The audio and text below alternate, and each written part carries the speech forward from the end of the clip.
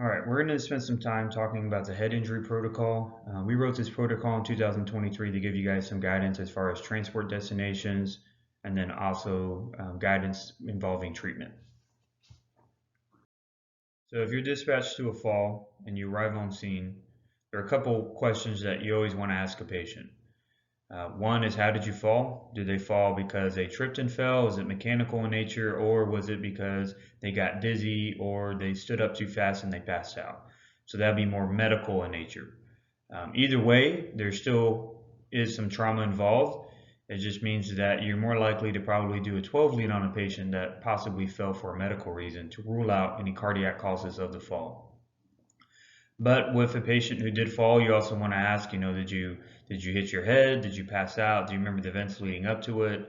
Assess their mental status, look for any neurological deficits, and then always ask if the patient's on a blood thinner.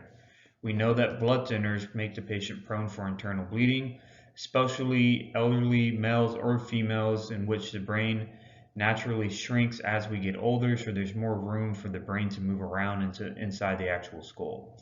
So if you do have that patient who has some form of neurological deficits, whether it's mental status, whether it's, inability to be able to move one side of the body, changes in pupils, and or some form of loss of consciousness or not being able to remember the fall, it's probably in the patient's best interest to take them to a level 1 trauma center, especially if you notice that there's significant amount of trauma on the outside of the head and or face. The level 1 trauma centers will have the ability to take care of skull fractures and facial fractures if the patient does end up having those underlying injuries.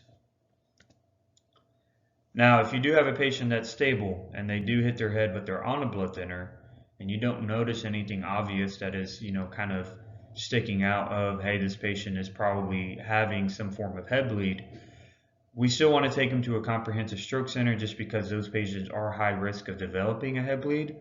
A comprehensive stroke center normally takes care of medical head bleeds, so they should be able to take care of a stable trauma patient who hit their head but doesn't have significant outside trauma to the head or face and doesn't necessarily have significant obvious deficits.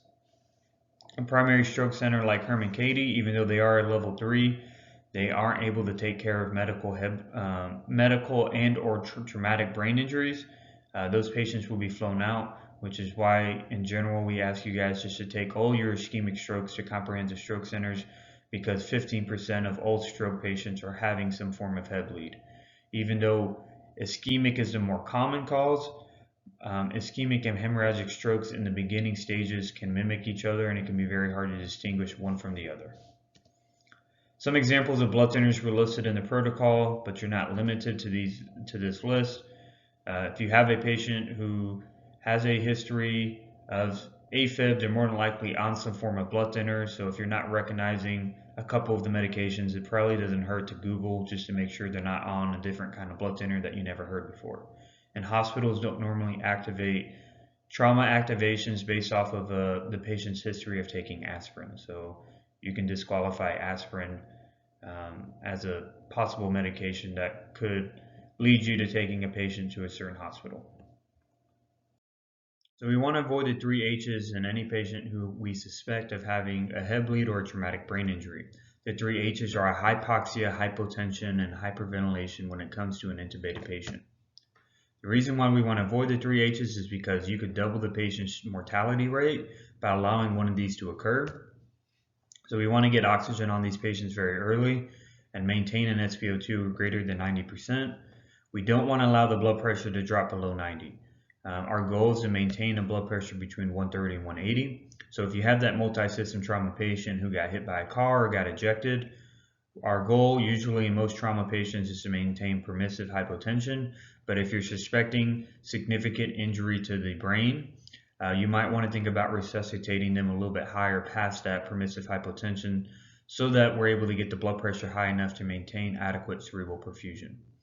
But in your medical patients, they're normally hypertensive. And if you're having to intubate a patient that you suspect of having a head bleed, drugs that you can give that will naturally lower the blood pressure are Versed and fentanyl, which is why they're usually recommended when we're training you guys to use those 2 medications, because they will help lower the blood pressure to an appropriate range. Now you want to give an appropriate dose to where you're not tanking your blood pressure too quickly, but Versed also will help protect the brain from seizures that could be occurring during transport that you're not able to see because the patient is paralyzed. And Versed and fentanyl are good drugs to follow up with after you intubate them as well. It can inadvertently lower the patient's blood pressure to an appropriate range without having to give them something directly like labetalol to bring the blood pressure down. And labetalol is a great drug, but it isn't always the best drug when it comes to managing blood pressures in patients that have increased intracranial pressures, because we know that Cushing's triad is something that could happen. So a lot of times those patients with significant head injuries or head bleeds have some form of bradycardia going on, which is a contraindication on labetalol.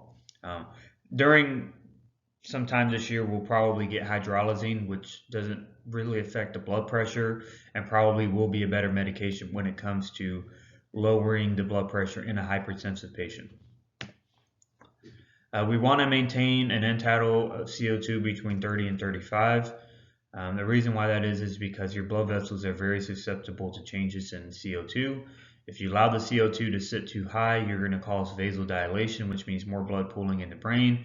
And if you have a partner that is hyperventilating, you're causing significant amount of ischemia, and that ischemia could limit the amount of blood flow coming back to the brain, causing cells to die. So we do almost like permissive hypocapnia, so permissive hyperventilation, but not too much to where we're dropping below the value of 30, because then it ends up.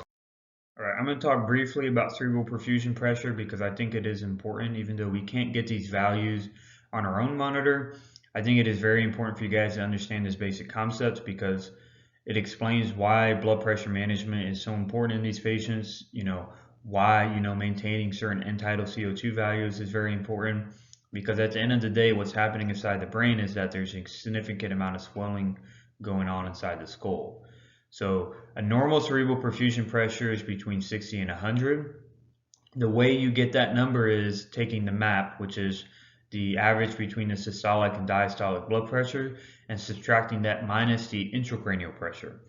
Now we can't get the intracranial pressure in a patient, but we can definitely get the MAP. So watching and maintaining a blood pressure that was in an appropriate range will help maintain an adequate cerebral perfusion. Normal intracranial pressure is somewhere between 0 and 15. So we can just assume that a patient that we suspect of having a TBI or head bleed is probably already at an intracranial pressure of at least 15. So you can take the patient's current MAP that comes in parentheses on the monitor and subtract that minus 15, and that is probably where you're at minimally at as far as the patient's cerebral perfusion pressure. Now, I'm not expecting you guys to do math in front of these patients. It's just giving you an understanding that every little thing matters when it comes to taking care of these people, and you really have to understand what's going on and how your treatment affects the patient.